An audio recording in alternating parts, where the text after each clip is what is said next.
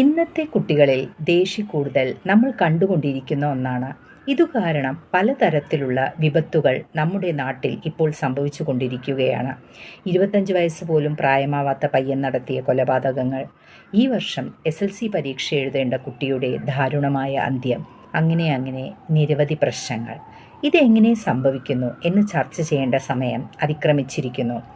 പല ഘടകങ്ങൾ കൊണ്ടുമാണ് ഇങ്ങനെ സംഭവിക്കുന്നത്. കുടുംബപരമായ സമ്മർദ്ദങ്ങൾ, സ്കൂളിലെയും ട്യൂഷൻ ക്ലാസ്സുകളിലെയും മത്സരാത്മകമായ അന്തരീക്ഷം, മൊബൈൽ ഫോണുകളും സോഷ്യൽ മീഡിയയും വഴിയുള്ള അമിതമായ പ്രേരണ, മാതാപിതാക്കളുടെ അമിത പ്രതീക്ഷകൾ, സമൂഹത്തിൽ നടക്കുന്ന അക്രമ സംഭവങ്ങൾ എന്നിവ കുട്ടികളുടെ മനസ്സിനെ ദുഷിപ്പിക്കുന്ന പ്രധാന കാരണങ്ങളാണ്. കൂടാതെ മനഃശാസ്ത്രപരമായി നോക്കുമ്പോൾ കുട്ടികൾക്ക് തങ്ങളുടെ വികാരങ്ങൾ ശരിയായ രീതിയിൽ അറിയാനും നിയന്ത്രിക്കാനും കഴിയാത്തതാണ് വലിയ ഒരു പ്രശ്നം.